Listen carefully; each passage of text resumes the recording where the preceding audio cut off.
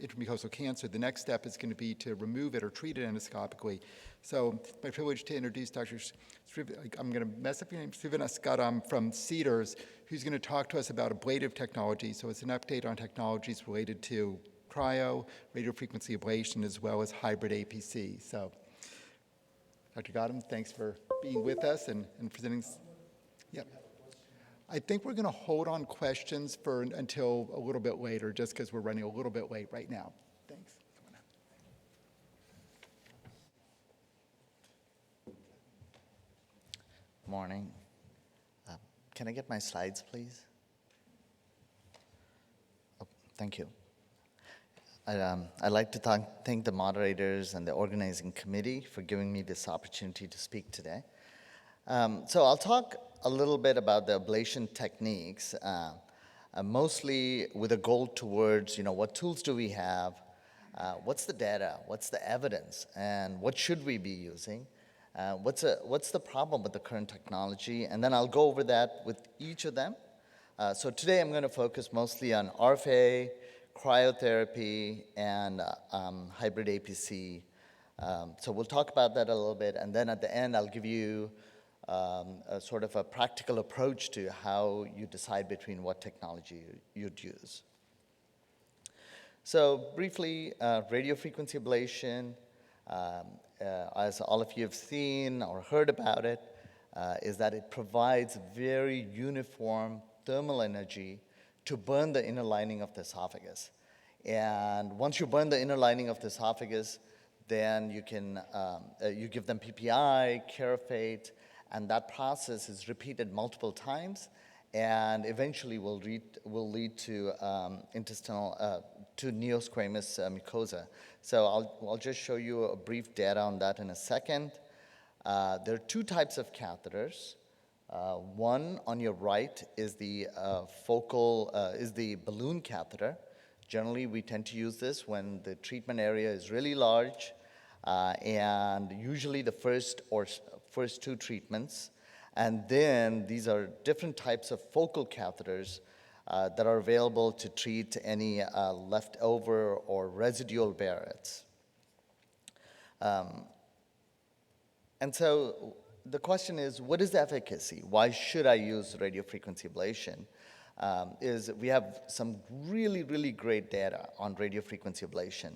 So just a brief history of how this came into being so that it'll put into perspective what the efficacy is in 2009, there was an outstanding publication in NEJM, a randomized sham-controlled study. That was the first study in a really rigorous manner to show that the radiofrequency ablation could induce complete remission of intestinal metaplasia. So throughout this talk, I'll touch on these endpoints. They're really high-quality endpoints. So one is complete remission of intestinal metaplasia, and the second is complete remission of dysplasia. The second one is a little bit easier to achieve when done in the right setting. The first one probably has more of a quality value to it. So if you're able to remove the entire Barrett segment, then they're more likely to benefit from it in the long term, in the medium and long term. So you can see that this randomized controlled trial showed outstanding efficacy.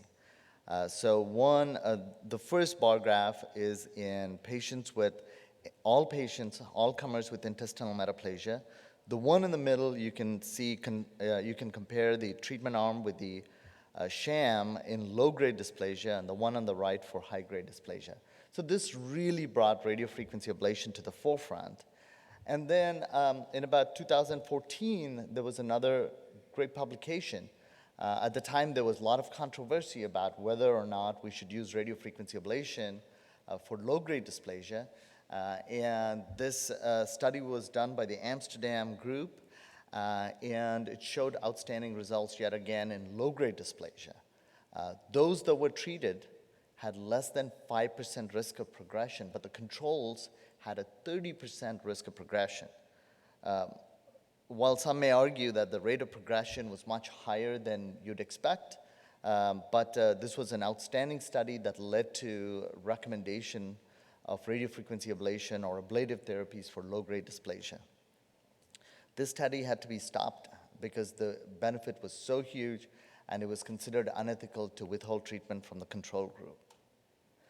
Then, so we had data about short-term outcomes, we had data in low-grade dysplasia, and then there was this publication around 2015, a very high-quality publication, real-world data. It's a large US RFA registry, approximately about 5,000 patients, and it showed a 90% risk reduction in development of adenocarcinoma.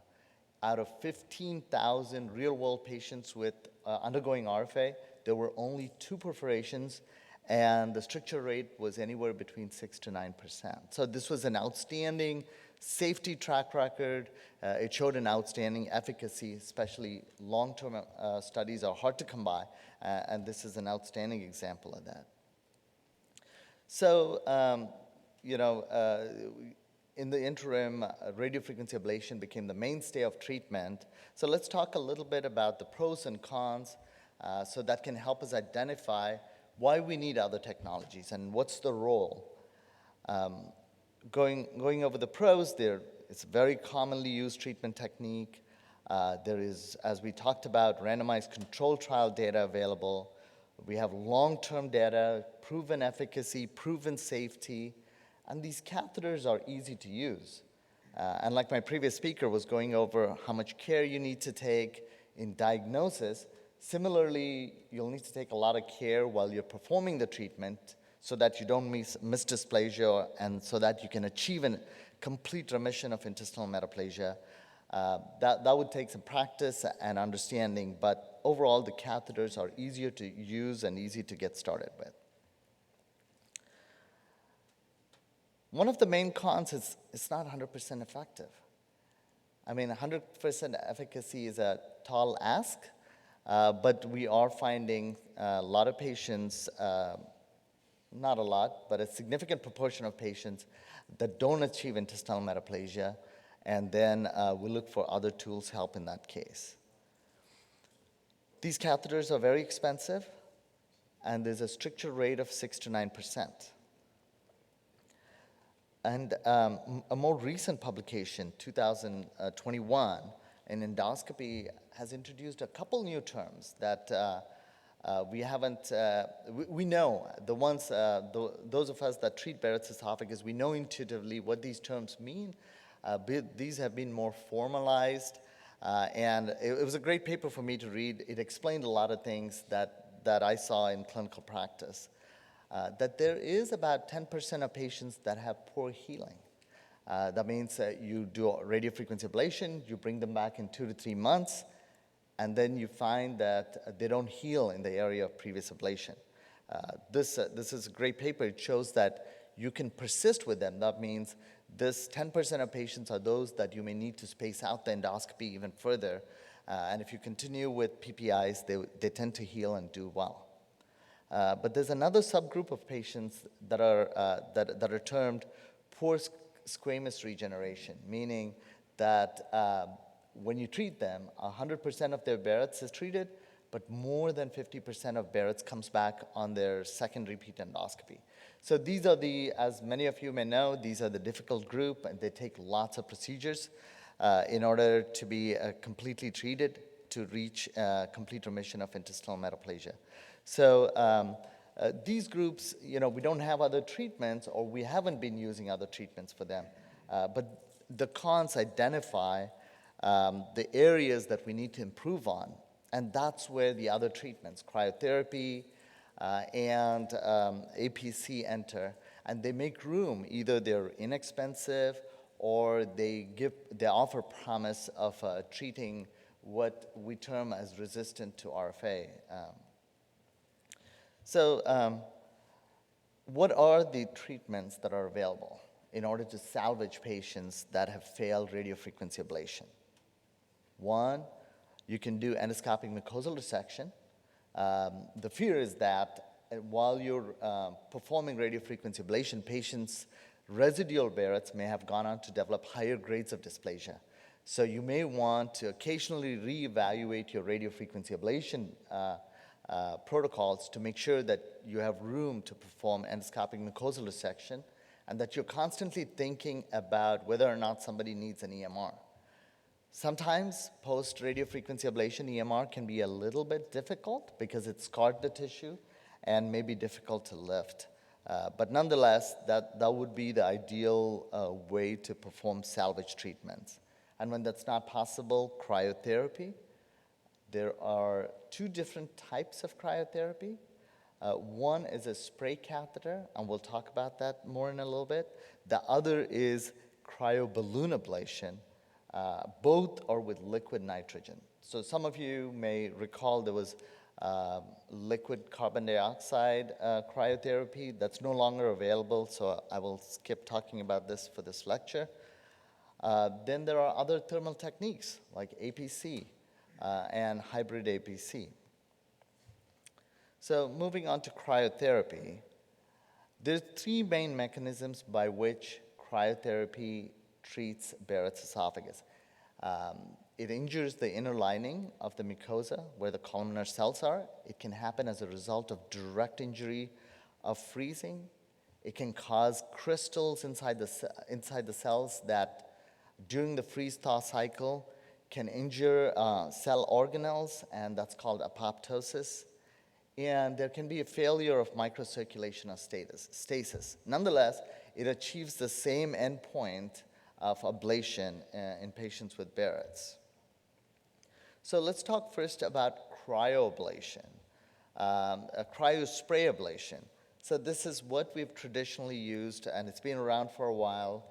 There are a lot of retrospective and a few prospective studies that have studied the efficacy of cryoablation. When liquid nitrogen is forced onto the mucosa through a catheter, it expands rapidly. So the first thing when you're performing this cryospray ablation is you want to put a specialized orogastric tube that's seen there, and then a spray catheter is used that you can see on the lower left 7, 8 o'clock position. The spray catheter is focused onto the dysplastic region. So it's sort of a point and shoot technique. You go in, you find the area of Barrett's, you then point it towards that and spray. Often it uses 2 cycles or 20 seconds, or there have been others have described 4 cycles of 10 seconds each.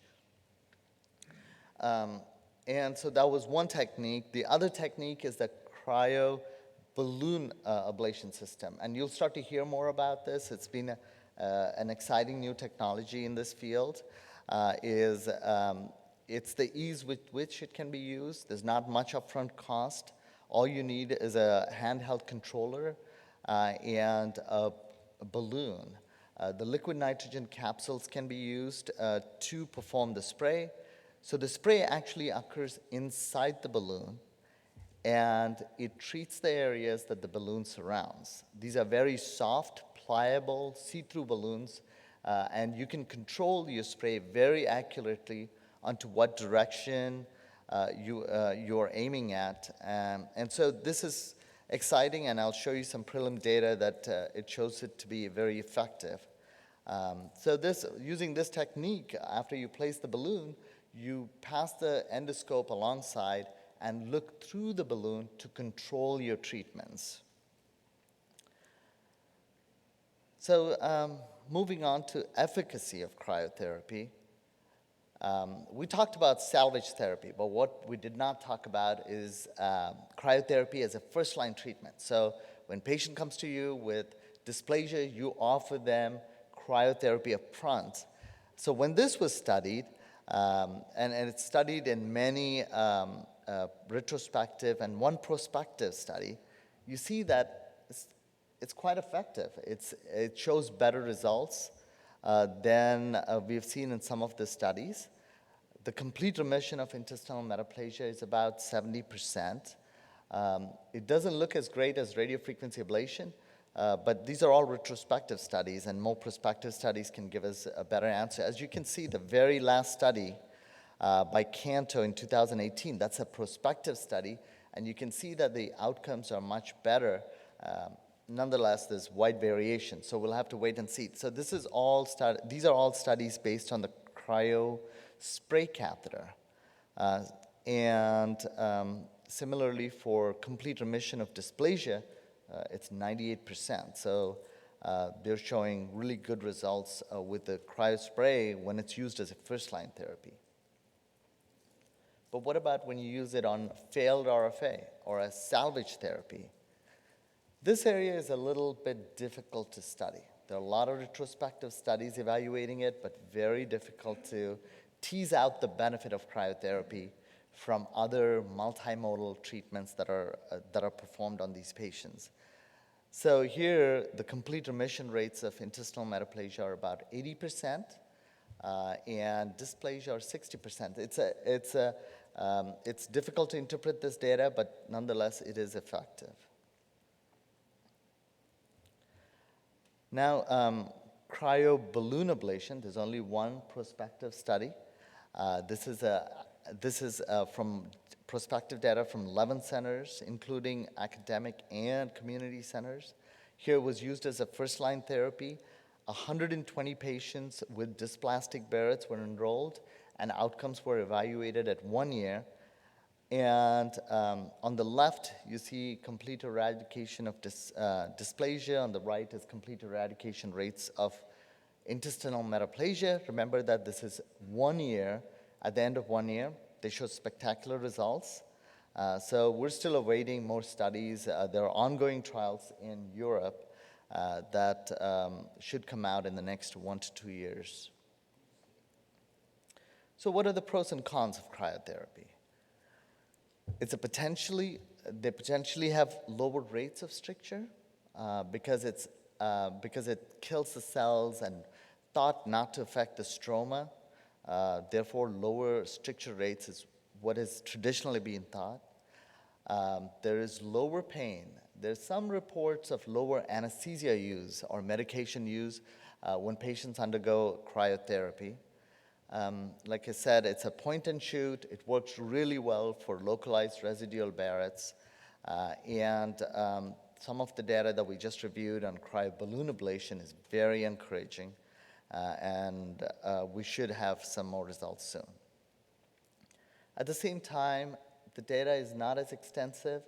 It is mostly case series cohorts and some prospective studies. Long-term outcomes are yet to be known. We don't have much data. I think the risks are not completely understood yet. If you look at some of the first papers on cryotherapy using the Cryospray catheters, there were occasional perforations, and there's no meta-analysis to review and give us a rate of perforation on this technique, but it still remains to be seen. Quickly moving on to hybrid APC. It's very effective, was known to be effective, and this is one of the first papers from 1997. People had used APC for ablation of Barrett's dysplasia in the early 70s, and it was found to be effective. But there were some technical issues and difficulties as a result of which it was not very well adapted. What they've come up with is a new catheter. It looks very similar to the APC catheter that you use. The only difference is that it's got a water jet within the APC catheter, and this water jet can be used at the area that you want to perform the treatment. You can use it to lift the mucosa, so you're preventing injury to the deeper layers, and then perform APC. Yeah, so there's very, very limited data on hybrid APC.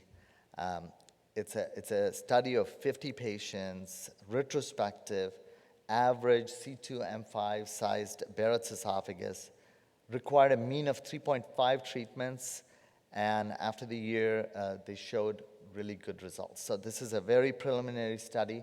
I think we're going to see more and more usage of hybrid APC. The catheters are much less expensive than the cryo catheters or RFA catheters. Most of us know and have used APC in different settings, so it will be something that'll have a lot of value. So you can see, in the interest of time, I'll skip over this slide, but most cryoablation, radiofrequency ablation, cryoballoon ablation seem to have similar rates of eradication of intestinal metaplasia. So how do I manage? So I perform EMR, like what you heard in the previous talk. I perform EMR no matter how subtle the lesion. So that's really important. No matter how subtle the lesion, you want to perform EMR on your first endoscopy. I perform a really high quality, I take my time to evaluate. If I find that there is intramucosal cancer, I go to stepwise EMR in these patients, and then perform routinely radiofrequency ablation for low-grade dysplasia and high-grade dysplasia. I perform cryotherapy as a palliation for dysphagia, or if it is, there is refractory, RFA refractory Barrett's esophagus. I use hybrid APC if there is some concern about costs and insurance approvals, or if there is very small residual islands of Barrett's esophagus. Okay, with that, thank you everybody for your attention. Great. Now, thank you very much, Dr.